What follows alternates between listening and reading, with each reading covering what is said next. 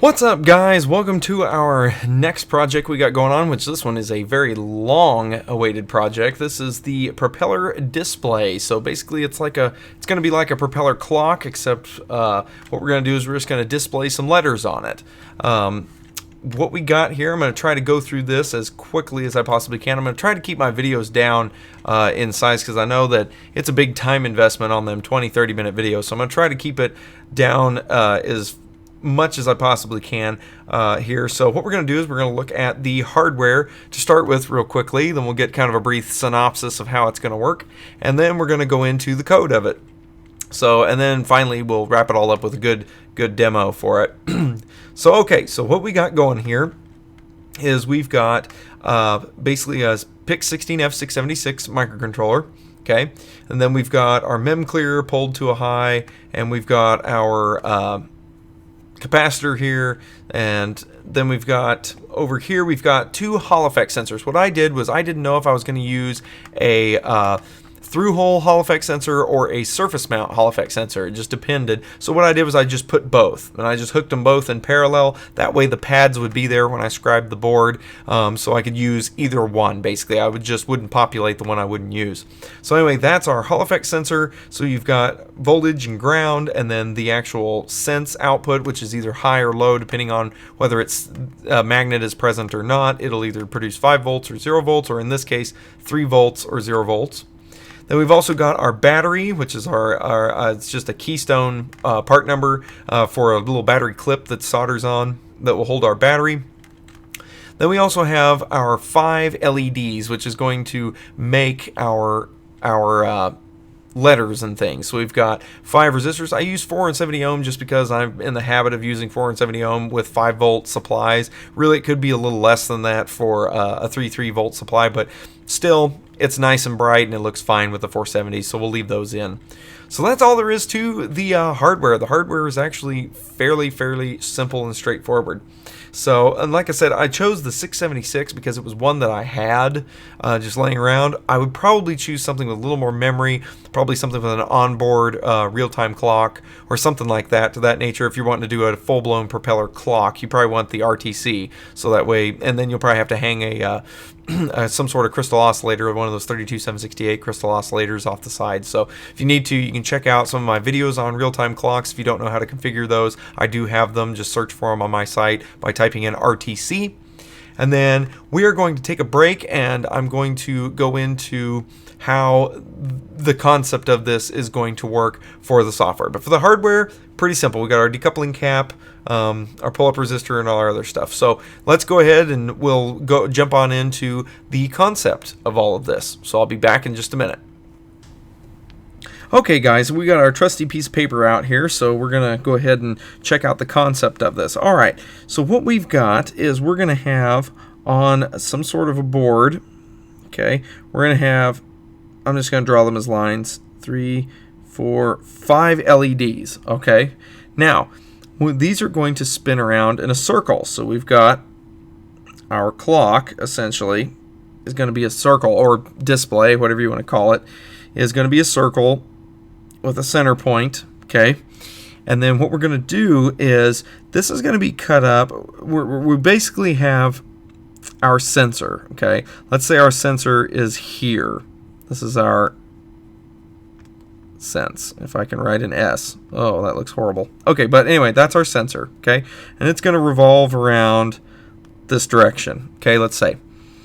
What we need to do is we need to have a reference point, okay, that says where this is. So that's going to go there. So what we're going to do is we're going to start a timer. As this starts to go, we're going to start a timer, and we're going to count how many microseconds, okay, how many microseconds does it take for it to go all the way around and come back to the start. So basically, we're calculating a revolution is what we're doing, okay? So we want to know how long it takes. We're basically going to calculate the RPU, I guess you could call it, the revolutions per microsecond. We're going to figure out how many microseconds it takes to go a revolution. Now, once we get that, we get what how many revolutions that it is in a microsecond, or how many microseconds it takes to go a revolution. What we can do is we can now start to do a little bit of some math. So to do this, like I said, we're going to probably put in some sort of for loop that when the sensor crosses its threshold, okay, let's say the start point is here, we'll go around, okay, we're going to start counting, okay, and we're going to count by microseconds until we get back to the start. So what we're going to do is we're going to have some t, which is equal to our time in microseconds. Okay, so we're going to have some time t that it took to go around. Then what we're going to do is it took so many microseconds to go all the way around. Well, there are, in a circle, there's 360 degrees, right, in a circle. So what we need to do is take that time and divide it by 360 degrees. Okay, and this time is in microseconds. That way, we get a unit of microseconds per degree. So now, our circle here, our clock, we can say, we start here, and in, let's say, here, let's say, is t microseconds, okay? We have gone, if we draw a little degree symbol and draw a line out, we have gone 1 degree, okay? Then if we go another amount and we do 2t, 2 times t, then our total degree is we've gone 2 degrees. See? So basically now we can know, we can basically delay it and we can space out our clock. So let's say we're going to write the letter H. Okay? Well, what we might do is we've got 5 LEDs, so the letter H is going to be 1 here, okay, 1 here, 2, 3, 4, 5 LEDs, probably the one in the middle, and then probably 5 more. 2, 3, 4, 5. That's going to be it.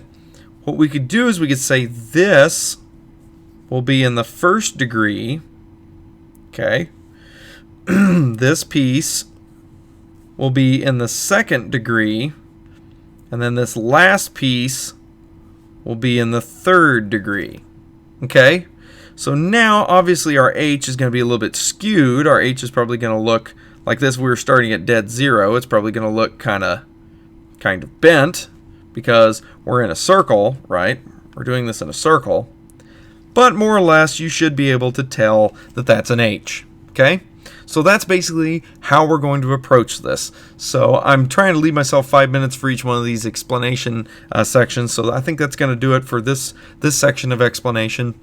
The rest will be in the code of how we tie this together, and I even have an Excel spreadsheet of how I put together the character map and how the characters are going to be formed with those LEDs. But it's basically going to be a lot like this. You're going to have, like I said, we have 5 LEDs long, so we're basically going to create 5 by 5 matrix blocks to put this stuff in, and I'll show you that in the next video. So I'm going to go ahead and stop here, and we'll pick it up in the next piece of this video, okay? Okay guys, we've gotten to the code section now, so what we're going to look at is the software that controls all this fun stuff. So right here we've got, basically I've just put in a comment that shows you our mapping of our LEDs. So LED 1, 2, 3, 4, and 5 are mapped to port C 0, 1 through 4, 0 through 4. And then we've got the rate sensor on RA4, which is our analog sensor. So what we got going on here is we've got just our normal declarations, our clock setting, our include of our other header file, which I'll show you here in a minute, our function prototypes for the rate per microsecond, that's why I did RPU, And then we've got our main function. So inside of our main function, we've got the time that we're going to delay, declared as a long because it could be a very large number depending, on how fast the motor is spinning. If it's spinning really slow, it could be a large number. If it's spinning really fast, it could be small. So it depends. We're going to set up our tri-state registers. We set up our everything for output except for pin 4 for our rate sensor. Port C is going to be all output, and then we set up our analog digital converter as no. Everything is a digital representation. We're going to initialize our LEDs to 0. Then we're going to wait 1 second because all of this is going to happen in microseconds. So we're going to delay a little bit. 1 second might be a little excessive, but we're going to wait a little bit to make sure the motor spins up to its actual synchronous speed. So we're not in the middle of the motor ramping when we're trying to do stuff and get off and throw our stuff off. So we're going to delay a little bit, and then we're going to calculate how fast it's going, or basically calculate our delay time. How many microseconds are in 1 degree of movement, so to speak. So what we've done is we're going to call our get rate per unit function. So I'll go into the other stuff here in a minute. So here's our rate per unit function definition here. We're going to declare a count variable. We're going to wait. First of all, we're going to wait for us to basically come up on, I don't know, I'm a car guy, I work on cars, so we call it when you turn the motor over to where it's on cylinder 1, we call that top dead center. Basically, that's what we're waiting for this to do. We're waiting for the sensor to come across our reference point, or basically our magnet, so that way we know that we're at the starting point of our circle. So we're going to do that. We're going to wait for that to happen, so the program's just going to kind of stall right here on this while. Then once that becomes true, or whatever, it's going to break out of that loop and run down to our next loop, and we're going to say, all right, while this is true, so basically while we're not on the sensor, or on the magnet, rather, we're going to delay a microsecond and add 1 to our count variable, and we're going to keep doing that over and over and over. We're going to add 1 for every microsecond. We're going to delay a microsecond, add 1, and then of course it'll check every time to see if we've crossed the magnet. Once we've crossed the magnet, we then return the number of counts that we have counted, which should be the number of microseconds between and that number is plus or minus. I mean, we're not being super accurate here. We're using a Hall effect, so it's not super accurate, but at the same time, it's going to be close enough. We can offset it. So now, coming back to our function, this get rate per microsecond is going to return how many microseconds basically it counted when it did in the first revolution of the board. So what we're going to do is I've got it where I'm multiplying it by an offset here. That's all this is. That's just basically a number to kind of play with it, because like I said, it's going to be a little off. So we're gonna mess with it. And I found that at least on mine, 100 works pretty good. You can play with this, and what it'll do is it'll either stretch out or compress your image, basically, that you're going to produce on this thing by playing with this number here. Then what we're going to do is we're dividing it by 360 degrees in a circle, like we saw when I drew that one circle there. Basically, this top part, this whole piece right here in parentheses, is our T, okay? And then we're dividing that time it took for it to go 1 revolution by 360 degrees to figure out how much we need to delay for 1 degree. Okay? Totally confused yet? All right. What we're going to go into our while loop. This is just our infinite loop. We're going to wait for it to cross, basically come to top dead center, essentially. So we're going to wait for it to cross again. Once it does, then we're going to call our print char function. And we're going to pass to it the letter that we want to print and that delay time that was calculated by our get revolutions per microsecond calculation that we have. Then we're also going to, in between, remember you got to have a little bit of space in between each letter. I just delayed that same amount of delay time. So it gave us a little spacing in between each letter as I did it. So I'm printing hello, H-E-L-L-O. Okay, and then once we're done with that, and we'll go into this print chart function here in just a second, we then recalculate our spin rate, because something could have happened. Something could have changed. Someone could have sped it up or slowed it down. Hopefully after the hello was printed. Of course, the hello is being printed very, very quickly, so chances are you're going to hit this, if you move it up and down, and it will basically recalculate. So you will always have the same image no matter how fast it's spinning. So that way you're not, having to put it on a specific RPM. So now let's go check out this print char. So, oh my, we're at the bottom. All right. I'll tell you what this huge commented out section is here in just a minute. All right, character set. What we have is we've got our delay function, because I know the way High-Tech C is, if you use their delay function, you cannot pass a variable to it. It has to be a constant number. Okay, so what I'm doing is I'm basically building my own variable-driven delay function. It'll take in a variable parameter. It then creates a for loop that delays 1 microsecond for every number that whatever number that has been put in here. It delays 1 microsecond for it. So if you put in 5, it'll delay 5 microseconds. Okay, pretty straightforward. Here's our print character. I'm going to come back to what this commented out portion is and just move straight down to here. All right, this is our if statement. Okay, so we're going to check to see if it's an H, if it's an E, if it's an L, and what you would do, like I said, with a 676 chip, I don't have a whole lot of memory. If you can see over here, I don't have a whole lot of memory with it, so I really couldn't shove the whole alphabet in here to where you could print anything you wanted. It just didn't have the space requirement.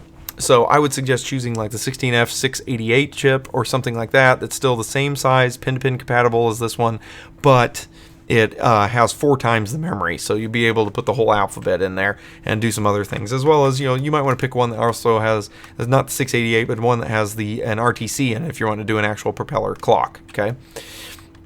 But anyway, this is what we're going to do. All right, now for this, what we're doing is we're writing a hex-coded, basically, we're hex-coding our outputs and just putting it to the port. What this will do is port C will then gain that hex number. And to show that, to illustrate that, what I'm going to do, let's see if I can bring up the calculator here. Let's see if I can get it into, there's a way that you can put this, let's see, you can put this in programming mode. There we go. Okay, that's going to help. So now we're in hex. So what we're going to do is it's basically going to print from pin 0 to pin 5, okay, 0, 1, 2, 3, 4, 5, okay, because remember it's a 6-port on a PIC16F 676. It's got 6 ports, so it's RC0 through RC5, which gives you 6 ports, so it's going to be 0 through 5 here, okay, so that's going to be our hex number. If you put in all F's for the hex number, it's going to turn every single port on. It's going to put 1s in for every single one. If you equate it to the port C, if you say port C equals 0xFF, it's going to turn on everything. Similarly, if I do 0x00, it's going to turn them all off. They'll all be 0. So now is where this map comes into the picture. If I can kind of set this over here too. I don't know how much stuff we can cram onto the screen here. And yes, this is a VM box, so it's kind of interesting with Excel in one operating system and the other stuff in the other. All right, so basically what you have here is we're doing an H, okay? So here's our H. This is our H right here. So what we're going to do, I'm going to zoom in because I can. Okay, so we've got an H. So think of this as RC0 is this box here. RC1 is here, 2, 3, 4. Okay, and then 5 is always 0, so I didn't illustrate it here because it'll always be 0. We're not using RC5, port 5, or pin 5 of port C. So anyway, so what we need is basically all this whole thing to be 1. So what that will be, if you look at the hex code, that's a 1F. And I'll prove it by typing 1F. Okay? And you see that 1, 2, 3, 4, 5 are all 1s, and the rest are 0. So that would be C0, 1, 2, 3, 4. Those are all 1s. Okay? Similarly, then for the next degree, we're going to delay. Look, we're going to delay time, which our time variable is up here. That's what we've passed. Remember, we passed this delay time to it. So we know how many microseconds are in a degree now. So we're going to delay 1 degree of motion. Then we'll display the next one. So we're going to do 0.4, which 0.4 4 is going to be 0, 0, 1, and then the rest zeros. So if we look at our character map, if I can pull that back up, okay, we have a 0, okay, 0, 0, 0, a 1, and then the rest are zeros. Okay, so that's going to be our next piece. Then we'll delay 1 more degree, and we'll go to the next piece, which is going to be, again, 1F. Okay, so there's our 1F. All right, so that's basically how we're doing it. We're using that character map, and we're just segmenting everything as each column is going to be a degree as it moves. Okay, hopefully that makes sense. I'm starting to get kind of long on this. Hopefully I need to wrap this up. All right, so that's essentially what's happening. That's how we're going through our degrees. What this is I was going to put this all into a giant array. Okay, so it was going to be, there's 26 characters in the alphabet by 5, LEDs in length. Okay, so that way you could take and put in each letter. So this creates a letter A, this creates a letter B, C, D, E, so on and so forth. And you could basically go through and call it up. You'd be like, all right, I need, for the first delay, it would be, if it was an A, it would be this array 1, 1, 1 would be the first one, then 1, 2, 1, 3, 1, 4, 1, 5. And that would be the first 5 columns of the letter A. And then number 2, 1, 2, 3, 4, 5 would be the letter B, and all 5 columns that build up letter B. So all 5 columns that build up letter B. That was basically how I was going to do that. Hopefully that makes sense to you. If it doesn't, I can probably talk to you guys a little more about it if you want, or maybe I can make another video that showcases that. But that's basically what we are doing. Very simple, very straightforward. We're just delaying each piece and writing it as each interval is in a degree. Okay, so that's really all there is to it. And like I said, once we get done displaying hello here, then we recalculate our spin rate, and we are done. And that's all there is to it. So guys, all right, like I said, I need to wrap this up. I kind of went way over my estimated time. This piece was almost the entire video. So sorry that this video is going to be about a 20-minute video. I'm sorry, I tried to squeeze it down, but anyway, I'm going to show you the demo right after this. So stay tuned if you can to see all of this pulled together and actually working. So that'll be the next piece. Thanks, guys. Okay, guys, got the bench set up here for you. What I got here is I got the circuit board that I scribed that's got the LEDs on it, as well as on the bottom we got our pick marker controller down there. We got our Hall effect sensor right here, and like I said before, the Hall effect sensor that I chose, I didn't notice it, but it was a latching one, which means you have to put the north side of the magnet on it. Like I said, and then to get it to change, and then you have to change it to the south side. So what I did was I actually put 2 magnets on here, one with the north up and one with the south up. And that way, when it passes over the magnets, it actually triggers both kind of at the same time, and it'll give you that jump. That's what I was talking about. So as you can see, that passes over that. Okay, so that way it senses it.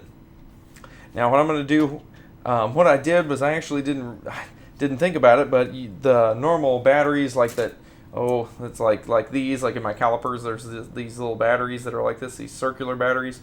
They only come 1.5 volts. Well, we need 3 volts for this all to work properly. So what I did was I took 2 of those and I just taped them together on the side, so that way the bottom and the top work, but that way 2 1.5s gives me 3 volts. So that's what I did with that. And a reason I taped them is because, I don't know if you can see this, but there's like a gap in the bottom of this. And actually the first time I just stacked them together and stuffed them in there. And when I first turned it on, it actually launched the battery across the room because this thing spins pretty fast. So anyway, you kind of got to be careful with what you're doing. But anyway, got the battery, so we're going to go ahead and power it up. Shove that in there. And as you can see, it should blink. See it blink a little bit when it goes across those. So anyway, we're going to go ahead and fire it up. We should see, since it's off balance, I'm going to hold it up off the deal so it doesn't run around on the deal. I would put weights or something to balance it out since the battery's so heavy down here, but you'll get the idea. This is just a demonstration. So plug in our power, get this sucker going, and there we go. Now I don't know if the camera may break this out. Well, you can still sort of see it. Here, let me turn off some of these lights here. And there we go. I got it. It says hello. Let's see if I can turn it around here. But I made it say hello with our deals. Now, you can make this say anything. Like I said, this is not necessarily a propeller clock, but it's basically how to print words using, like that kind of propeller-like way of doing things, like a propeller-type display is what we're doing. And so you could easily attach, I use the 16F676, so you're limited on that. You don't have a real-time clock or anything on it. So I'm just showing this for demonstration purposes. But it shows that it does work. The code does work, and you could easily change out this chip and add a different chip. Like I'm going to play around. I ordered some of the 16F688 chips, which have way more memory than the 676. They have about 4 times the memory, and so that way I can make the program go longer. Because that's what I ran into with the 676 was that I actually kind of ran out of code space, as I mentioned before, and so that was a limitation that this had. But basically, it does work. I can print an H, an E, 2 L's, an O. And you can basically functionalize it like I did, and then you can print out whatever you want. But basically, there it is. There it is working, and that's using that same software that you saw in the previous video. So, all right, guys, I hope that you enjoyed it. Hope you enjoyed the video. This took me a while to make. I'm not going to lie. It took me a while to make to discover how to do it and get it going. But that's what's great about enjoying the fruits of all the different labors, and I love doing this for you guys. You guys get to just download the code and look at the schematic, kind of build your own. You can tweak it if you want, whatever you want to do, and make your own. Make this your own. But the idea behind it does work. I'm showing it to you right now. So, pretty awesome. All right, guys, I'm going to shut her off just so you can see that it's just a strip of LEDs. That's all it is. All right, guys. Well, I hope you enjoyed it. Took me a while to figure out, but I got her going. Let's check her out one more time. Sorry, I never get tired of it. It's always fun when you actually complete a project and it's working. It's just fun to look at. All right, guys. Well, like I say, like, subscribe, share. Check me out on Twitter. I've been pretty vocal on Twitter here lately. Check me out there.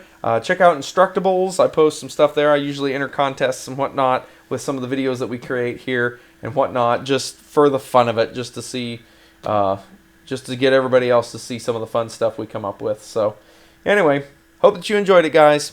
Take care. We'll see you next time, and that ought to do it.